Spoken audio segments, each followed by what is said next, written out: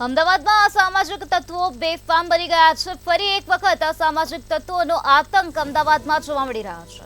અસામાજિક તત્વોનો પોલીસને ખુલ્લેઆમ પડકાર ફેંકવામાં આવ્યો છે। હીરાવાડી વિસ્તારમાં 8 થી વધુ વાહનોમાં તોડફોડ કરવામાં આવી છે। હીરાવાડીના જીડી સ્કૂલ રોડ પર તોડફોડ કરવામાં આવી તો અંબિકાનગરમાં પાર્ક કરેલા વાહનોમાં તોડફોડ કરાઈ છે। મહિલાને ચાકુ બતાવી જાનથી મારી નાખવાની ધમકી આપવામાં આવી છે। અન્ય એક યુવકને અસામાજિક તત્વોએ માર માર્યો છે તો ઓટો રિક્ષા, કાર અને બાઇકમાં ભારે તોડફોડ કરવામાં આવી હતી। ગત મોડી રાત્રે અસામાજિક તત્વોએ હંગામો મચાવ્યો હતો તો પોલીસે આસપાસના સીસીટીવી ફૂટેજના આધારે વધુ તપાસ શરૂ કરી છે। સ્થાનિકોની સુરક્ષાને લઈને અનેક પ્રશ્નો ઊભા થયા છે તો પોલીસે પેટ્રોલિંગ વધારવા માટે સ્થાનિકોએ માંગ કરી છે। અમદાવાદમાં અસામાજિક તત્વોનો આતંક જોવા મળી રહ્યો છે। અસામાજિક તત્વો બેફામ બની ગયા છે। તો આજ મુદ્દે વધુ માહિતી આપવા માટે આપણી સાથે સંવાદદાતા અનિતા પરમાર જોડાઈ ગયા છે। જી અનિતા, અમદાવાદમાં ફરી એક વખત અસામાજિક તત્વોનો આતંક જોવા મળી રહ્યો છે, શું છે વધુ વિગત?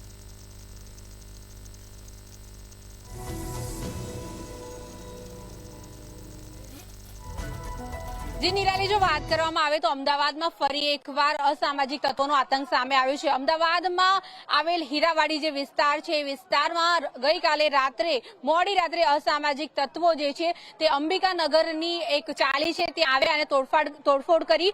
જો વાત કરવામાં આવે તો 8 થી વધારે વાહનો જે છે તેને નુકસાન પહોંચાડ્યું છે। મોડી રાત્રે અસામાજિક તત્વો 7 થી 8 જણાનું ટોળું આવ્યું, જે લોકોએ મોઢા ઉપર માસ્ક પહેરેલા હતા, જેના કારણે થઈને તેમનું મોઢું જે છે તે કોઈ જોઈ ના શકે, ઓળખી ના શકે। ઓળખાણ છુપાવવા માટે થઈને તેઓએ હેલ્મેટ પણ પહેર્યા હતા અને આ પ્રકારે આપ જોઈ શકો છો કે અનેક વાહનોને નુકસાન કર્યું છે। 8 થી 10 જેટલી વાહનો જે છે તેમને નુકસાન કર્યું છે। રિક્ષાઓ જે છે, બાઇક જે છે, સાથે જે એક્ટિવા છે, આ તમામ સાધનો નુકસાન કર્યું છે। અત્યારે હાલ આપ જે વિઝ્યુઅલ જોઈ રહ્યા છો તેના માધ્યમથી અમે તમને બતાવી રહ્યા છીએ કે અસામાજિક તત્વો હાથમાં દંડા, લાકડી અને છરો લઈને આવ્યા હતા। અહીંના જે લોકો જે છે તેમાં દહેશત જોવા મળી રહી છે। આપ જોઈ રહ્યા છો કે લોકો અત્યારે હાલ ગભરાયેલા જોવા મળી રહ્યા છે। હીરાવાડીની આ જીડી સ્કૂલ રોડ પર આવેલું અંબિકાનગર છે અને અહીંયા જે લોકો છે તે ગઈકાલે રાત્રે ખૂબ જ ડરી ગયા હતા। ઘણી બધી મહિલાઓ જે છે તેઓ અત્યારે હાલ ડરેલી જોવા મળી રહી છે। ગઈકાલે રાતની આ ઘટના છે જેમાં ઘણા બધા લોકો જે છે તે જેમણે આ ઘટના નજરે જોઈ છે, પહેલા તો એમની જોડે જઈશું અને વાત કરીશું। ગઈકાલે રાત્રે શું બનાવ બન્યો? હું સૈદપુર વોર્ડ મહિલા પ્રમુખ આશાબેન પરમાર। હું રાત્રે કાલે થોડો અવાજ આવતો તો ત્યારે મને એવું લાગ્યું કે કોઈ હશે, છોકરાઓ મસ્તી કરતા હશે। એના પછી બહાર નીકળીને જોયું ત્યારે બરાબર અવાજ આવતો હતો તો બાઈકોનો તો ત્યાં અવાજ તોડમફોડ થતી હતી તો ત્યાંથી હું નીચે આવી એટલા તે લોકો તોડમફોડ કરીને લોકો નીકળી ગયા। પછી જયારે આટલા જોયું ત્યાંથી આટલા આવતા ત્યારે તો બધાની બાઈકો, કોઈની 4 વ્હીલર, કોઈના રિક્ષા ને બધું તોડી નાખ્યું। આ ભાઈ તો હજુ પરમ દિવસે જ રિક્ષા લાયા છે, હજુ તો મુહૂર્ત બી નહીં કર્યું અને ભાઈ ને તો હજુ શું કે 1 રૂપિયો ભર્યો નથી। આજે રિક્ષામાંથી ગુજરાન ચલાવતા હોય, કાલે આ છોકરીઓ, આજે નાની છોકરીઓ રાત્રે બહાર ફરતી હોય, એ છોકરીઓને કોઈ ઉઠાઈને લઈ જાય એનું જવાબદાર કોણ?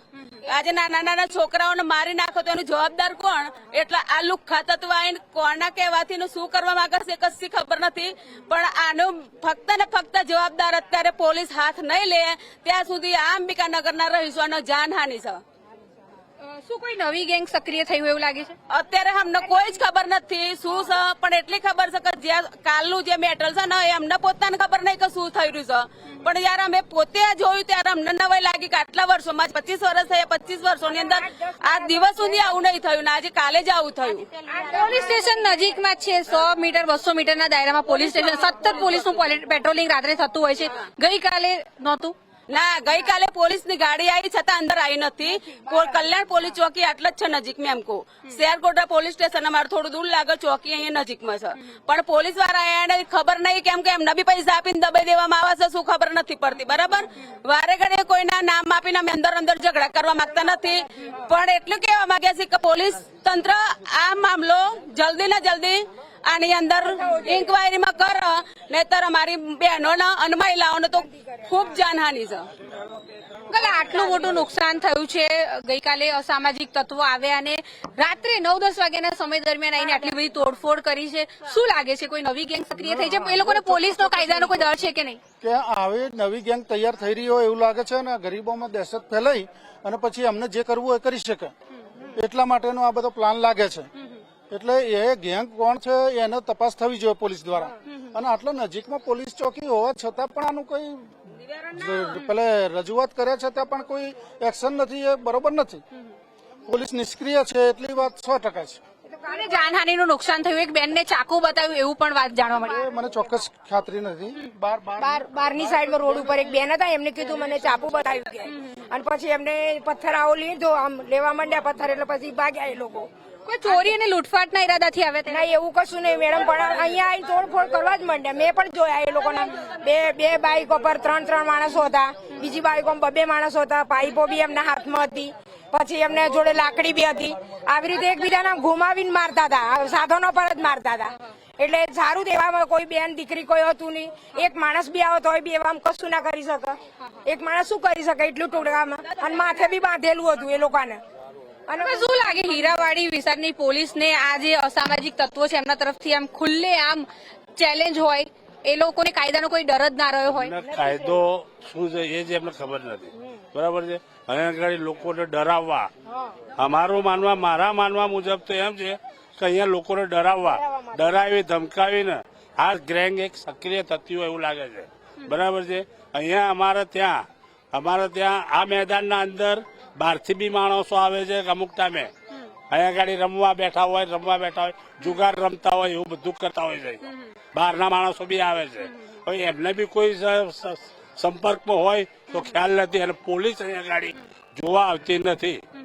પોલીસ વાહનોને જ નુકસાન કર્યું છે, કોઈ નુકસાન કર્યું છે, કોઈને વાગ્યું એટલે કોઈ આવ્યું નહીં ને. રાત્રે 10 વાગે કોણ 11 વાગે દહેશત ફેલાવાનો એટલે આ બધા અહીંયા ગાડી બધા એક જ ઓનલી ફોર ગુજરાતી માણસો ને દલિત ને ગુજરાતી માણસો રહે છે બધા. અહીં કોઈ હિન્દી ભાષી રહેતું નથી. અને જે આવ્યા હતા એ લોકો બધા હિન્દીમાં જ વાતો બોલતા હતા, માર દો, તોડ દો, ફોડ દો. એ પ્રમાણે એમણે જણાવ્યું કે અંબિકાનગરમાં પાર્ક કરેલા જે વાહનો હતા તેને જ નુકસાન કર્યું છે. પહેલા તો અંબિકાનગરના પહેલા તો પાર્ક કરેલા વાહનો બતાવીશું, જેમાં આપણે અત્યારે હાલ જે રિક્ષા જોવા મળી છે, આ રિક્ષા હજુ 2 દિવસ પહેલા જ નવી જે છે તે લાવવામાં આવી નવી રિક્ષા છે. અને હજુ તો આને કહેવાય છે કે જો નંબર પણ હજુ તો હમણાં જ આવે, 2 દિવસ પહેલા જ ખરીદેલી આ નવી નકો રિક્ષા છે, એને પણ નુકસાન પહોંચાડ્યું છે. રિક્ષાના દ્રશ્યો પહેલા તો અમે આપને બતાવીશું, જેમાં આગળનો જે કાચ જે છે તે દંડા વડે તોડ્યો હોય તે પ્રકારનું જોવા મળી રહ્યું છે. ગઈકાલે રાત્રે અસામાજિક તત્વો આવ્યા, 7 થી 8 જણા લોકો હતા અને તેઓ એક્ટિવા લઈને આવ્યા હતા એવું અહીંના સ્થાનિકો જણાવી રહ્યા છે. આ નુકસાન થયું છે, જોઈ રહ્યા છો કે અહીંના જે સ્થાનિકો છે તેમના વાહનોને નુકસાન કર્યું છે. પરંતુ આ જે અસામાજિક તત્વો જે છે તેમનો ઉદ્દેશ્ય કોઈને મારવાનો હોય અથવા તો ખાલી નુકસાન પહોંચાડવાનો હોય, કાં તો અથવા તો પોતાની કોઈ નવી જે ગેંગ સક્રિય અત્યારે હાલ અહીંયા થઈ રહી હોય તેવું લાગી રહ્યું છે. આ જે વિસ્તાર છે આ વિસ્તારની આપણે વાત કરીએ તો અહીંયાથી 100 થી લઈને 200 મીટરના વિસ્તારની અંદર જ પોલીસ સ્ટેશન આવેલું છે. શહેર કોટડા પોલીસ જે છે તેમને અહીંયાના જે સ્થાનિકો છે તેમના દ્વારા ફોન કરવામાં આવ્યો, તેમ છતાંય પણ અડધો કલાકથી લઈને પોણો કલાકનો સમય વીત્યો, તેમ છતાં પણ કોઈ પણ પોલીસની ગાડી અહીંયા આવી નહીં તેઓ અહીંના સ્થાનિકો જે છે તે આક્ષેપ કરી રહ્યા છે. જો વાત કરવામાં આવે તો ઓવરઓલ આખી આ જે ઘટના છે એ ઘટનામાંથી એવું પ્રતીત થઈ રહ્યું છે કે કોઈ એક એવી ગેંગ સક્રિય થઈ છે જે અહીંના જે પોલીસ જે છે તેને સામે ટક્કર આપી રહી છે. પોલીસને કાયદાનો બિલકુલ તે લોકોને ડર ના હોય તેવું પણ લાગી રહ્યું છે. આ નવી જે ગેંગ છે તેના દ્વારા કરવામાં આવેલું આ તમામ જે તોડફોડ છે તે અહીંના જે સ્થાનિકો છે ગઈકાલે રાતથી જ ડરેલા જોવા મળી રહ્યા છે. તે લોકોમાં અત્યારે હાલ દહેશત પણ જોવા મળી રહી છે. જો વાત કરવામાં આવે તો પોલીસ જે છે તે ઘટના સ્થળે એકવાર અત્યારે સુધીમાં આવી ચૂકી છે એવું જાણવા મળ્યું છે. પરંતુ જો વાત કરવામાં આવે તો આજુબાજુના સીસીટીવી જે કેમેરા જે છે, આગળ જો વાત કરવામાં આવે સોસાયટીની બહાર નીકળીએ ત્યાં એક્સિસ બેંકની સામે એક સીસીટીવી આવેલું છે, એના ફૂટેજ ચેક કરવામાં આવશે અને આગળ જે પોલીસ જે છે તપાસ હાથ ધરશે ત્યારે ખબર પડશે કે આ કોણ છે અને કયા અસામાજિક તત્વો છે જેમના દ્વારા આ તમામ જે નુકસાન જે છે કરવામાં આવે છે. પરંતુ અહીંના જે સ્થાનિકો છે તે લોકોની એક જ માંગ છે કે પોલીસનું જે છે પ્રોટેક્શન મળવું જોઈએ, સાથે જ પોલીસનું પેટ્રોલિંગ જે છે તે વધવું જોઈએ, જેના કારણે થઈને આ પ્રકારની ઘટનાઓ ના ઘટે. અને બહેન દીકરીઓ જે રાત્રે 9-10 વાગ્યાના સમયગાળામાં બહાર નીકળતી હોય તે લોકોની સુરક્ષા ઉપર સૌથી મોટો સવાલ અત્યારે હાલ પેદા થઈ રહ્યો છે. જો વાત કરવામાં આવે તો આખી ઘટનાની અંદર ખૂબ જ મોટું નુકસાન થયું છે. 7 થી 8 જેટલી રિક્ષાઓ, સાથે જ અહીંયા પાર્ક કરેલા બાઇક અને જે બીજા વાહનો જે છે, મોટા મોટા વાહનો, તેને આ જે અસામાજિક તત્વો છે તેમના દ્વારા ભારે નુકસાન પહોંચાડવામાં આવ્યું છે. એટલે ક્યાંક ને ક્યાંક આજે નવી ગેંગ સક્રિય થઈ હોય તેવું અત્યારે હાલ લાગી રહ્યું છે. જે લોકોમાં તેમનો જે મેઇન મોટિવ જે છે કે લોકોમાં દહેશત ઊભી કરવાનો એમનો મોટિવ જે અત્યારે હાલ તે લાગી રહ્યો છે. જી અનિતા, સમગ્ર માહિતી આપવા બદલ આભાર. જ રીતે અમારા સંવાદદાતાએ જણાવ્યું કે આ વિસ્તારમાં નવી ગેંગ સક્રિય થઈ હોય તેમ લાગી રહ્યો છે. લોકોમાં હાલ ભયનો માહોલ જોવા મળી રહ્યો છે. ગત રાત્રિએ અસામાજિક તત્વોએ હંગામો મચાવ્યો હતો. ઓટો, રિક્ષા, કાર અને બાઇકમાં ભારે તોડફોડ કરી હતી. તો શું અસામાજિક તત્વોને પોલીસનો ડર જ નથી રહ્યો? પોલીસના પેટ્રોલિંગ પર અનેક સવાલો ઉઠી રહ્યા છે, કારણ કે અસામાજિક તત્વો બેફામ બની ગયા છે. ક્યાં સુધી અસામાજિક તત્વોનો આતંક યથાવત રહેશે? તો અમદાવાદ પોલીસ ક્યારે કાર્યવાહી હાથ ધરશે તે પણ એક મોટો પ્રશ્ન છે. તો શું કાયદો અને વ્યવસ્થાની સ્થિતિ નથી રહી તેવું જોવા મળી રહ્યું છે? શું અસામાજિક તત્વોને પોલીસનો કોઈ ડર જ નથી, કાયદાનો કોઈ ડર જ નથી?